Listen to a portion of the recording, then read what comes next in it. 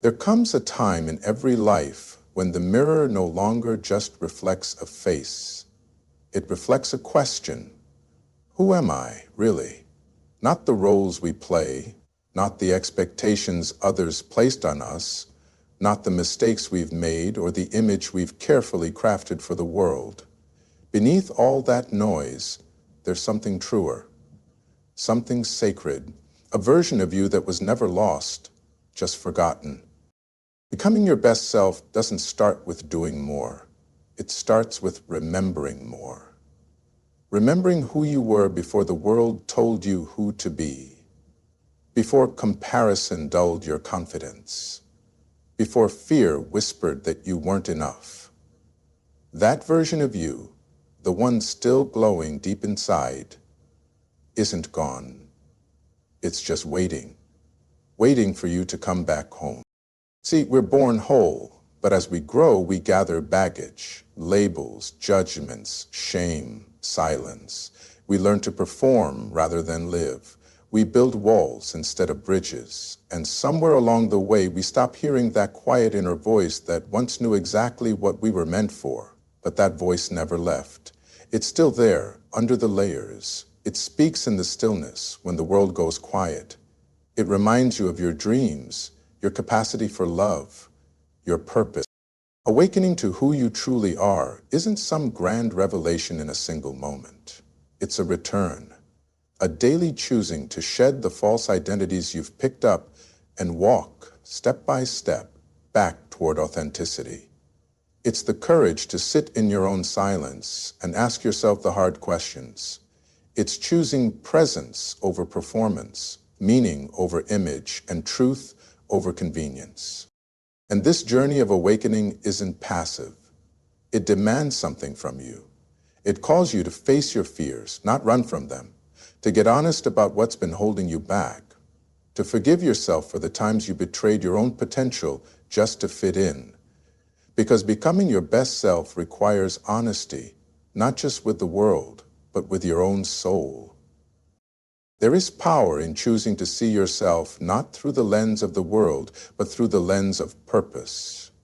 You were never meant to be anyone else. That's not a weakness. It's your superpower.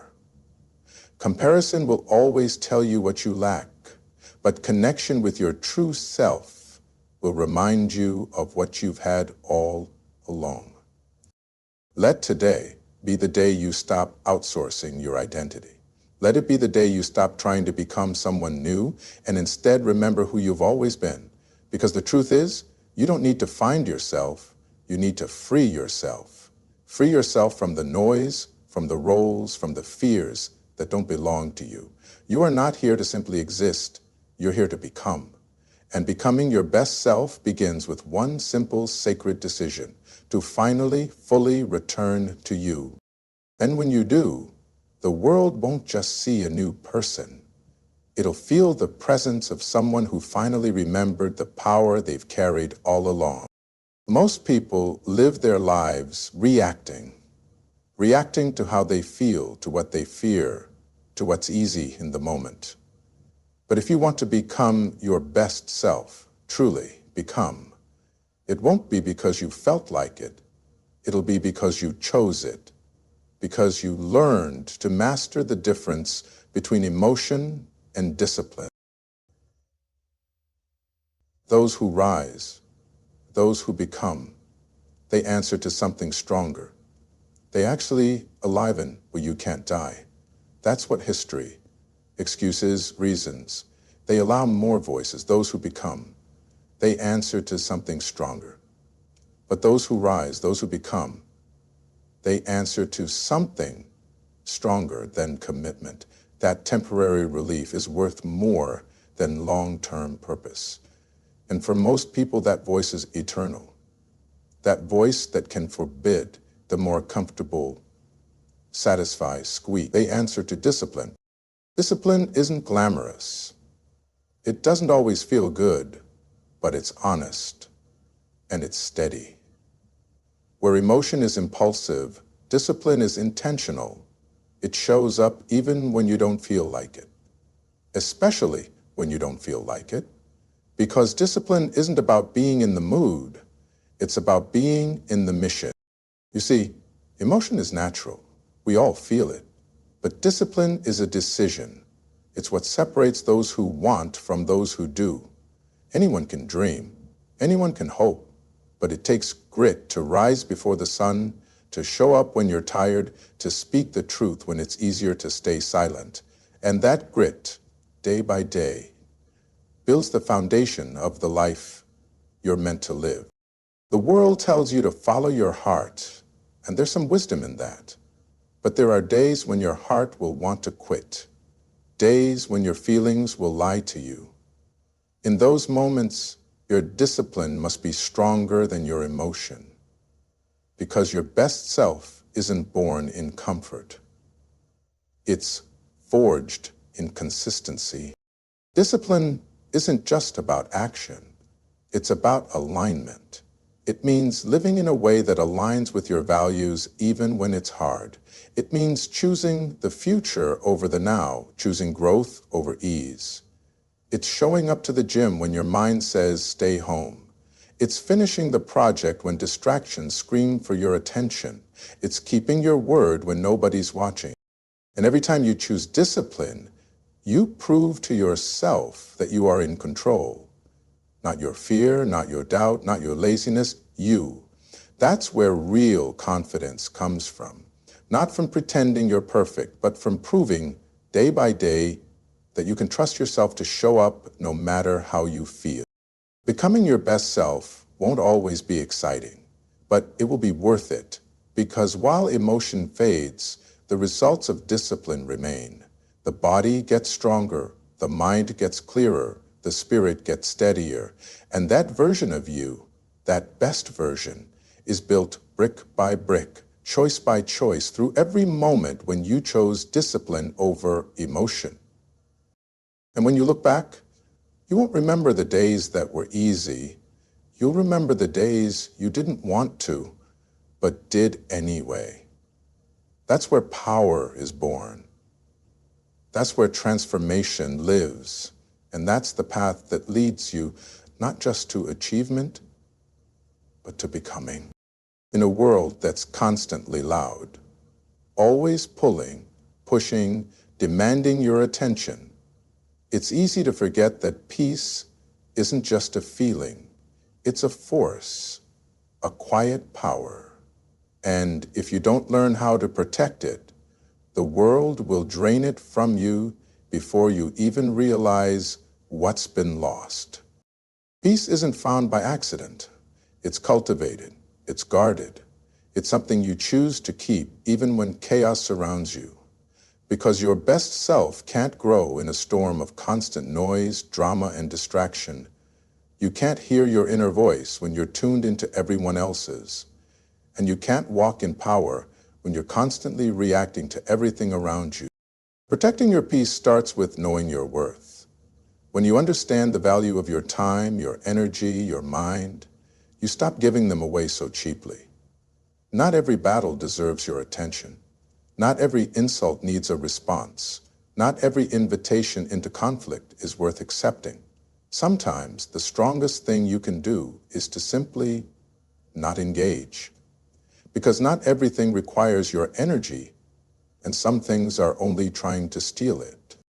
People will test your peace, intentionally or not. Circumstances will shake it. Life will throw distractions, disappointments, and delays. But in those moments, you have a choice to let the world pull you into its storm or to stay anchored in your calm. That's the kind of power peace gives you. It's not loud, but it's unshakable. End of book. And peace isn't passive. Don't confuse it with avoidance. Peace doesn't mean ignoring problems. It means facing them with clarity, with composure, with strength. It means handling life not from a place of panic, but from a place of presence. Because when your mind is still, your decisions are sharper, your vision is clearer, your direction is focused. And that's where power lives, not in the rush, but in the stillness. You can't become your best self if you're always caught in someone else's chaos. You can't build a meaningful life if you're constantly defending your space from negativity, from toxic voices, from noise that has nothing to do with your purpose. Sometimes growth means learning to walk away, not in weakness, but in wisdom. Sometimes the most powerful move you can make is to step back, breathe, and say, "This doesn't deserve my peace." Peace also comes from alignment. When you live in a way that honors your values, your truth, your boundaries, there's a strength in that. You stop betraying yourself to please others. You stop shrinking to avoid conflict. You start showing up with confidence because you're grounded in who you are and what you're here to do. And yes, it takes discipline to protect your peace. It takes courage to choose solitude over noise, focus over distraction, purpose over popularity. But every time you do, you reclaim a piece of your power. And that power, that quiet, steady force, builds the foundation for everything else. You weren't created to live in constant turmoil. You weren't meant to be at the mercy of every storm that passes through your life. You were made for more, for stillness, for strength, for clarity, for purpose. And when you protect your peace, you protect your access to all of that. You rise above the noise. You stand in your strength, and you give yourself the space to become everything you were born to be. We live in a time where comfort is worshipped and truth is often watered down. People don't want to be challenged, they want to be agreed with. They want applause, not accountability. And so they surround themselves with voices that echo their own, not realizing that those echoes over time can drown out the very growth they're chasing. If you want to become your best self, you need to do something different. You need to be brave enough to step out of the echo chambers and walk into spaces where truth lives, spaces where people don't just flatter you, they challenge you, where you're not just seen, but sharpened. There is a kind of friend, a kind of mentor, a kind of presence that doesn't just tell you what you want to hear, but what you need to hear. And those people are rare, because telling the truth isn't always easy. It might shake you, offend you, even hurt a little, but real growth is forged in that discomfort. Truth tellers don't aim to tear you down. They aim to wake you up. See, an echo chamber will let you stay the same. It'll let you make excuses, stay stuck, avoid responsibility. It'll pat you on the back while you slowly drift away from your potential. But a truth teller, they'll call you out when you're playing small. They'll hold up a mirror when you need to see what you've been avoiding. And they'll stand beside you as you rise. Because they're not intimidated by your growth, they're invested in it. But here's the hard part. You have to be willing to listen. It takes humility to let someone speak into your blind spots. It takes maturity to accept correction without defensiveness. And it takes courage to surround yourself with people who value your future more than your feelings. Ask yourself, who in your life makes you better? Who challenges your assumptions? Who calls you out with love, not judgment? Those are the people you need to keep close, because they won't just push you, they'll protect you. They'll steer you away from self-deception, from distraction, from decisions that might feel good now but cost you later. And sometimes, being your own truth teller is just as important. Look yourself in the eye and be honest about what needs to change. Are you living with integrity? Are your habits building you or breaking you? Are you blaming the world for problems you haven't taken responsibility for? That kind of honesty isn't easy, but it's necessary. You weren't created to stay comfortable. You were made to evolve. And that evolution requires people who see past the mask and into the mission. People who call out the greatness in you, even when you've forgotten it yourself. Yes, The truth may sting, but it also saves. It saves you from regret, from stagnation, from the slow decay of playing it safe. Let people into your life who speak truth with love, who challenge you with compassion, who hold you accountable not because they want to control you, but because they believe in you. Your best self doesn't need a crowd that claps. It needs a circle that cares enough to tell the truth. Find those people. Value them. Listen to them. And in time, you'll become not just someone who rises, but someone who leads others into their rise too. Some people think resilience is about being tough, about never breaking, never falling, never crying. But real resilience, it's not found in pretending to be unshakable. It's found in learning how to rise again, even after everything in you feels like staying down. And that kind of strength, that kind of mindset, it doesn't just come from grit, it comes from faith. And yes, it comes from failure too. Failure isn't the end. It's a classroom. It's where character is tested and built, where pride is humbled, where illusions are stripped away, and where the soul, if you let it, grows deeper roots. The most resilient people you'll ever meet aren't the ones who've had it easy. They're the ones who've walked through fire and came out with wisdom. They've failed, they've fallen, and yet they've kept going. Because when you have faith, not just in a higher power, but in the process, you stop seeing failure as final. You start seeing it as feedback, as redirection, as refinement. You start to believe that just because something broke you for a moment doesn't mean it gets to define you forever. Faith tells you this isn't the end of your story. It's a chapter. A hard one maybe, but one that's preparing you for what's next. There will be times when life knocks the wind out of you, when things don't go the way you hoped, when the door you prayed for doesn't open. And in those moments, it's tempting to give up, to let the disappointment close your heart, to stop believing, to shrink into survival. But resilience says, no, not yet. There's still something in me that refuses to quit. Faith is what carries you when the facts aren't in your favor. It's what helps you trust in the unseen, in the not yet, in the maybe someday. And that trust, it keeps your spirit alive in a world that constantly tries to wear you down. Because the truth is, becoming your best self doesn't mean avoiding failure. It means learning how to fall with grace and rise with purpose. You don't have to be perfect to be powerful. You don't have to have it all together to keep moving forward. What you do need is a mindset that says, I will grow through this. I will rise from this. I will not let this defeat define me.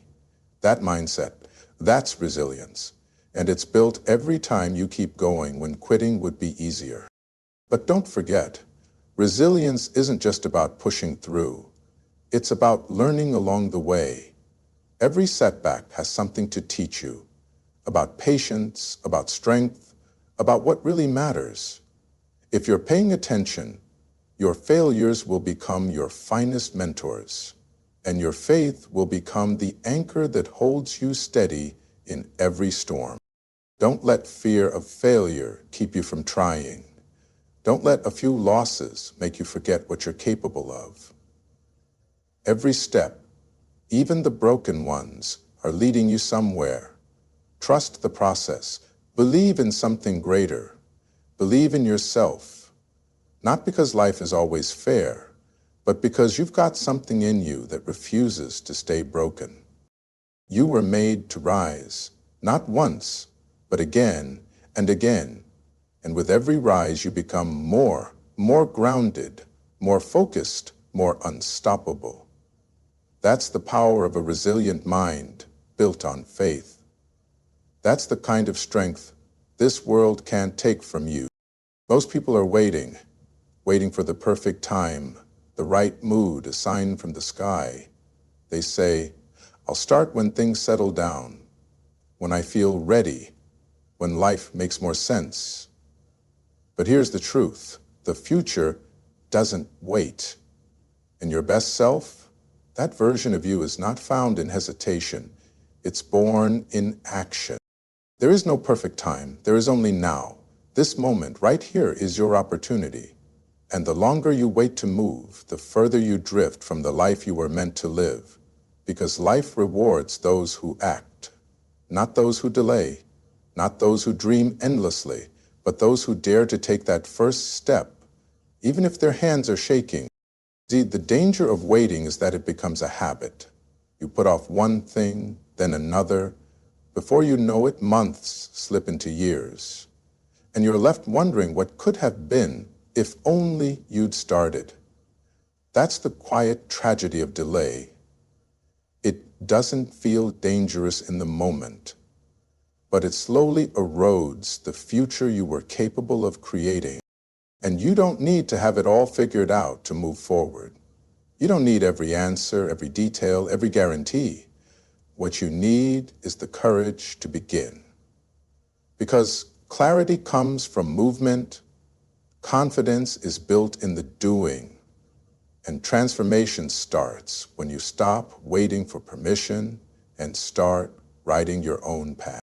People spend so much time preparing, planning, perfecting, but they forget that growth comes from doing, from risking, from stumbling forward. The ones who become aren't always the most talented or the most prepared. They're the ones who decided to go anyway. Don't let fear write your story. Fear will always have a reason why now isn't the time. It will always whisper worst-case scenarios, remind you of past failures, convince you to shrink. But every great story of becoming, everyone, starts with a moment of action in the face of fear. A moment when someone chose to believe more in their purpose than in their doubt. You were not created to live on the sidelines of your own life. You were meant to step into the arena, to try, to fail, to rise, to grow. Because it's in the doing that you uncover who you truly are. Every decision to move forward, no matter how small, is a declaration that you believe your life matters, that your future is worth fighting for. There are dreams sitting inside you right now, waiting to be breathed into motion. Ideas, callings, visions placed in you for a reason. And they won't come alive through wishful thinking. They need your hands, your heart, your action. So don't wait, not another day, not for more confidence, not for someone else to go first. You go first. You act. You decide. Because the future won't be kind to the ones who waited. It will belong to the ones who moved.